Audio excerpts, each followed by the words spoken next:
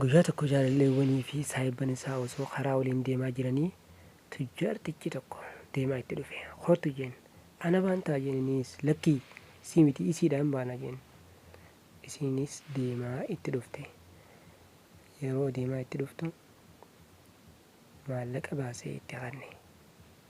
Maallaqa laaltee isaan laaltee isaas laaltee jarrinis rifatanii dhiiroo akkam godhuu deema jaanii baay'ee rifatanii naasoo keessa seenan.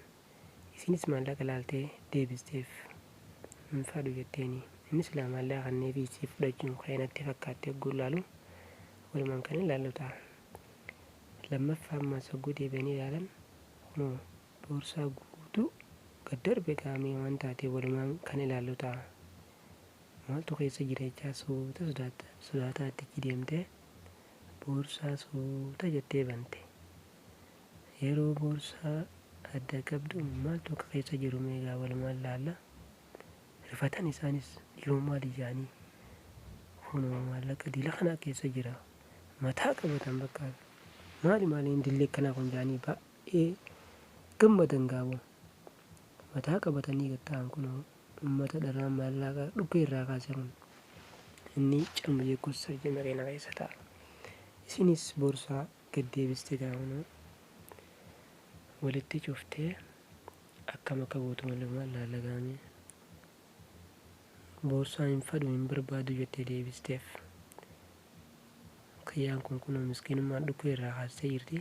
Callaa isaa laalee fudhachuun qabaa jee fidi jeen kottu jenati fidi naaf kanni jeeni kunoo ka isa hin gurguratin inni isii gurgurachuu deemaa jechuudha. Dirqeen qabaniif qabaa kaasaa jaanii fuudhanii makiinaa keessa kaa'uu deemanii jechuudha. Kun akkanatti wal fudhanii osoo isiin boochuu kan isin maallaqa san hin barbaadu jettee isaan caalchistee isaan gurguratan jechuudha kannaniifi. Tujjaartichi fudhatee kotee jechuudha. Hayi dhiira takka jeen akkasitti maallaqa fudhatanii daansi seenan gaafama gammachuu ajaa'ibaa keessa seenanii tujjaarri akka isaan hin jiru beektaa. Allah isinis bochee bu'aa ajaa'ibaa keessa jirti gaa. Oh my god.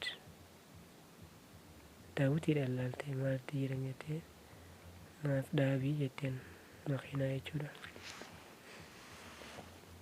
Isaan rifatanii maali maaf makiinaan dhaabbatte jedhanii gallan laalan. Makiinaa keessaa baatee fiigaa itti deeyte jaalallee isiitti. Kunoo itti maaramtee fiigaa deeyte. Sumaan jaaladhattee maallaqa irraa fuutee gurbaadhaa deebisuu deemtii jechuudha. Isaanis aaranii mataa qabatanii yaadamaatu. Way akkam maallaqa sun harkaa deebisee jechuuf itti aaran jechuun meesii.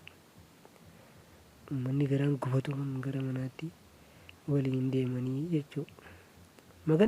Egaa daawwattoota keenya jaalatamoo fi kabajamoo waan daawwattaniif baay'ee galatoomaa isiniin jechaa namoonni chaanaala keenya Maahii Miidiyaaf haarawaa taatan laayik, sheerii fi sabiskiraayib gochuun maatii keenya taa'aa jajjabeessaa isiniin jechaa gamanumaan hanga viidiyoo biraatii walitti deebinutti nagaan nuuf turaa.